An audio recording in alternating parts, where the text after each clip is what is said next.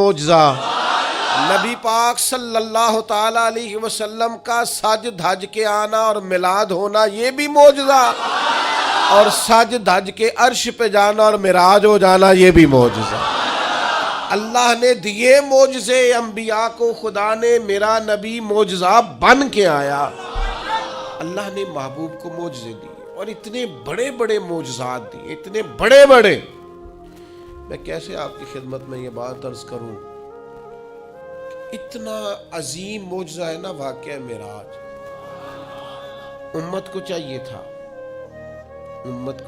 تھا کہ یہ ہر روز جب بھی کوئی کہتا نا ہم نے بڑی ترقی کی ہے تو ان کو کہنا چاہیے تھا اصل تو ہمارا حق ہے ترقی میں آگے بڑھنے کا، اس لیے کہ ہمیں ان رستوں کا مسافر بننا ہے جن رستوں پہ نبی پاک نے ہمیں چلنے کا کہا۔ تو میرے عزیز بھائی، محبوب کو اللہ تبارک و تعالیٰ نے معراج عطا کی۔ اب وہ معراج میں بھی نا بندے بڑے پریشان ہیں، میں بات سمیٹنا چاہتا ہوں۔ اب زمانہ ہو گیا ایک گروپ پہ، میں نے جمعے میں کہا تھا کہ اب ہر سال نہیں ہم دلیلیں دینا چاہتے کہ حضور خواب میں گئے کہ حقیقت میں گئے۔ یہاں عجیب منظر ہے، بعض لوگ نہ کہتے ہیں جی نبی کریم نے سارے معراج جتنے بھی محبوب کو یہ معراج ہوا یہ خواب میں ہوا ہے۔ میں اگر کہوں کہ میں نے رات کو خواب دیکھی ہے، میں پاکستان کا صدر بن گیا ہوں، تو آپ کو کوئی اعتراض ہے اس بات پہ؟ خواب جو کسی نے کوئی اعتراض ہے؟ ویسے میں کہوں یہاں کھڑا ہو کہ میں صدر ہوں تو آپ کو اعتراض ہے، کیونکہ جناب آپ صدر نہیں ہے۔ میری بات کی سمجھ آ رہی ہے؟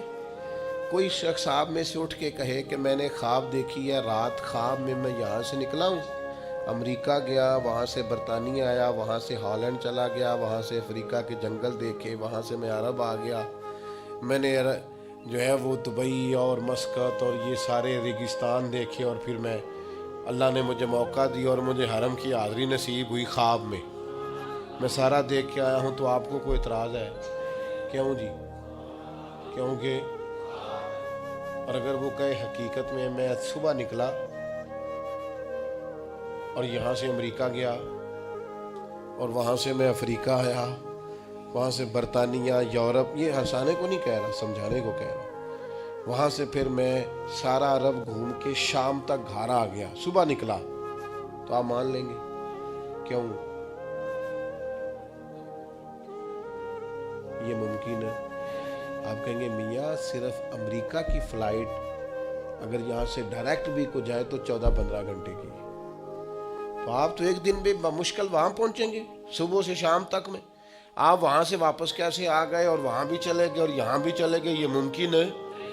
پریشانی ہوتی تب ہے جب کو کہتا ہے میں حقیقت میں گیا۔ یہ جو ابو جہل پریشان ہوا ہے نا، یہ جو ابو لہب پریشان ہوا ہے، یہ جو اتبا اتیبہ، میرے نال ناراض نہ ہویا جے، میں کدی یہی دی گل کرنا، روز تے کردا ہی نہیں۔ یہ جڑے بندے آج تک پریشان نے نا، کبھی کبھی کرتا ہوں چلو خوگر حمد سے تھوڑا سا گلہ بھی سن لے، یہ جو آج تک پریشان ہے نا سارے، یہ پریشان اس لیے ہیں کہ حضور اگر کہتے نا میں خواب میں گیا ہوں تو کسی کو مسئلہ ہی نہیں تھا۔ محبوب فرماتے میں گیا ہوں، سبحان الذی اسریٰ بعبدہ لیلا من المسجد الحرام الی المسجد الاقصی، حضور مسجد حرام سے مسجد اقصی تک، اور وہی ایک رات میں نہیں ہو سکتا، وہی ہفتوں مہینوں کا سفر ہے، وہی نہیں ہو سکتا تھا۔ مسجد حرام سے مسجد اقصی جایا آئے نہیں جا سکتا، لیلاً رات کے تھوڑے حصے میں۔ حضور نے فرمایا میں گیا بھی ہوں، آیا بھی ہوں، اور پھر نبی پاک علیہ الصلوۃ والسلام پہلا آسمان، دوسرا آسمان، تیسرا آسمان، اور خود حدیث پاک میں موجود ہے کہ پہلے آسمان سے لے کر دوسرے آسمان تک کا فاصلہ 500 سال کی مسافت ہے، پھر اتنا ہی دوسرا، پھر اتنا ہی تیسرا، پھر اتنا ہی چوتھا، اور پھر اس کے اوپر سدرۃ المنتہا، کوئی رہ فلک اتے یار گیا، کوئی جا کے سدرات ہار گیا، ایک کالیاں زلفاں والا سی جڑا لنگ عرشاں تو بھی پار گیا۔ یہ جو حضور نے فرمایا، اگر محبوب کہتے نا میں خواب میں گیا ہوں تو کسی نے پریشان یہ سارے تو پریشان رہے ہیں. چلے ناراض کون صاحب نے ہونا ہے, گھر والی بات ہے. سارے پریشان رہے ہیں اور سارے پریشان ہیں تو کسی وجہ سے ہی ہے نا. اگر محبوب فرماتے خواب میں گیا ہوں تو انہوں نے پریشان, یہ جو پریشانی ہے نا یہ اسی بات کی ہے کہ محبوب فرماتے میں گیا ہوں. اچھا پھر ایک اور پریشانی ہے, کچھ اس لیے بھی اڑ جاتے ہیں. چلے میں بزرگوں کے اختلاف کی بات نہیں کرتا, میں ویسے ایک بات کرتا ہوں. بڑوں کو سلام ہے, کسی نے اگر کوئی دوسرا کال بھی کیا ہے, لیکن ویسے محبت کے ساتھ, پیار کے ساتھ, ادب کے ساتھ ایک بعض اس بات پر بھی اڑ جاتے ہیں محبوب گئے ہیں پر اللہ کا دیدار نہیں کیا. حضرت جبریل امین علیہ السلام کی زیارت کر کے واپس آ گئے. یہ تو نہیں ہو سکتا کہ میں آپ کو بلاؤں اور آپ سے ملوں ہی نہ. اور پھر شیخ محقق شاہ عبد الاقصی محدث دہلوی رحمۃ اللہ لکھا ہے حضرت جبریل علیہ السلام کسی نبی کے پاس 2 دفعہ گئے, کسی کے پاس 4 دفعہ گئے, کسی کے پاس 6 دفعہ گئے. نبی کریم کی بارگاہ میں حضرت جبریل 24,000 مرتبہ حاضر ہوئے. تو وہ تو روز یہاں آئے ہوتے تھے, ان سے ملنے جانا تھا, ان سے ملنے جانا تھا. محبوب تو گئے.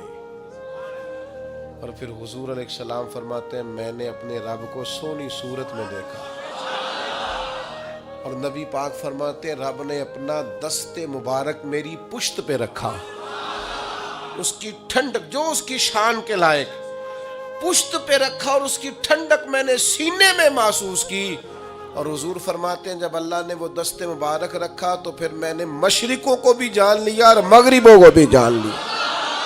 پھر سارے علوم مجھ پر واضح ہو گئے. ابن یعقوب کو اللہ نے صورت بخشی, ید بیضا کی کلیم اللہ کو نعمت بخشی, اور جناب عیسیٰ کو مسیحائی کی دولت بخشی.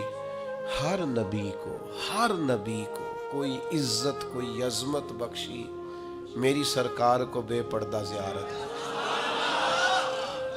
میری سرکار کو بے پردہ زیارت. تو میرے عزیز یاد رکھیے گا کہ حضور کا واقعہ معراج یہ تو امت کے لیے شانوں کا باعث ہے, یہ تو عظمتوں کا باعث ہے. اس لیے اچھا پھر ایک اور مسئلہ بھی. آج ایک دوست مجھ سے کہنے لگے, ایک صاحب کہہ رہے تھے 27 رجب کو محفل نہیں کرنی چاہیے, یہ تو کنفرم ہی نہیں ہے کہ 27 کو معراج ہوئی تھی. میں نے کہا یہ تو میلاد والی بات ہوگی.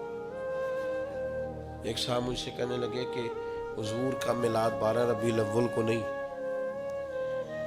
میں کہ تو پریشان نہ ہو, میری جماعت بڑی پیار والی ہے, وہ تو سفر میں بھی میلاد کرتی رہتی ہے, ربیع ثانی میں بھی میلاد کی محفل ہے.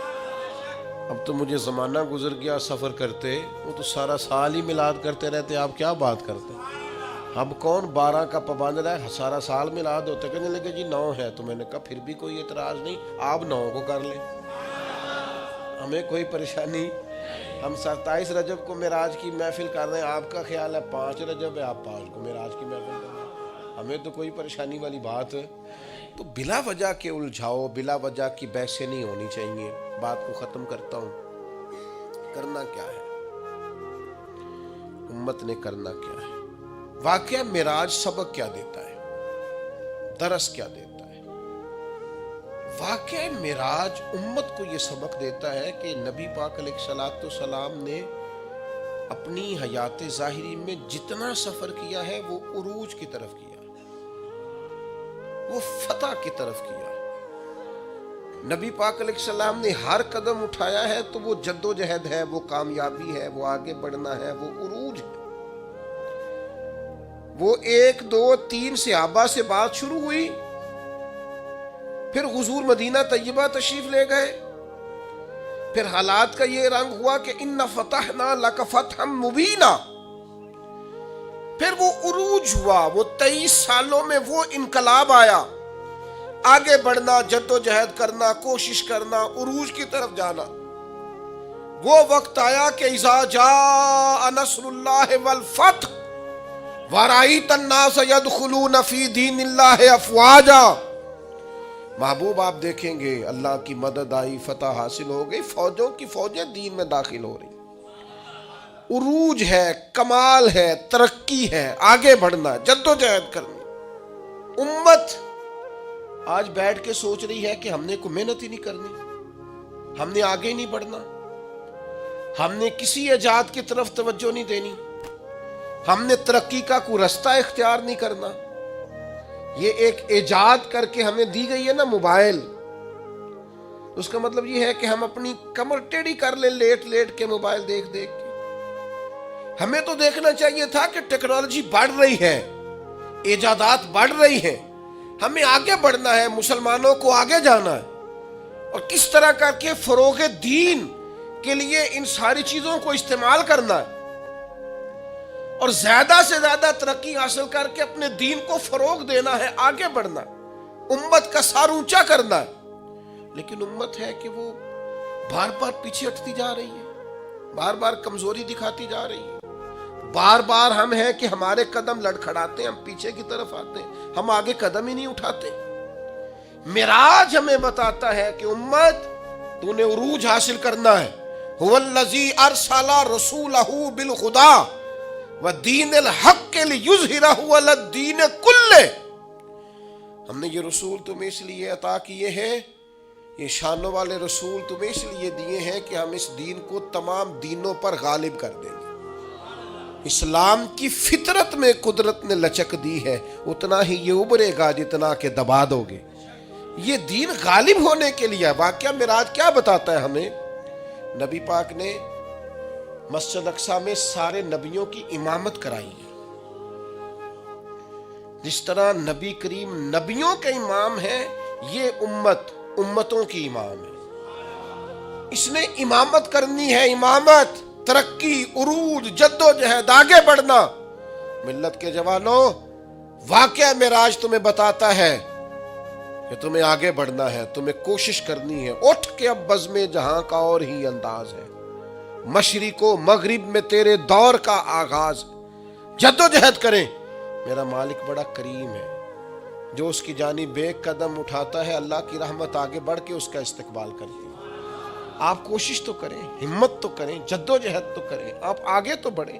اقبال کہنے لگے، او وقت فرصت ہے کہاں، کام ابھی باقی ہے، نور توحید کا اتمام ابھی باقی ہے۔ واقعہ معراج ہمیں بتاتا ہے ہم نے آگے بڑھنا ہے، کوشش کرنی ہے، جد و جہد کرنی، کریں گے انشاءاللہ۔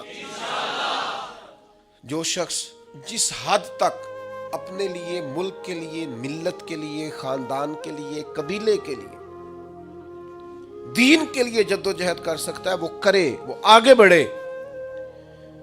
ہمت کریں، دو دو چار چار لوگوں کا بازو تھامے، سہارا بنے، لیکن عروج کی طرف بڑھے۔ نوجوانوں سے کہتا ہوں، جدید حالات کو دیکھو، سیکھو، ٹیکنالوجی کی طرف بڑھو، علم کی طرف بڑھو، شعور کی طرف بڑھو، بیٹھے نہ رہو، دو دو چار چار پانچ پانچ 10 10 کورسز کرو، آگے بڑھو۔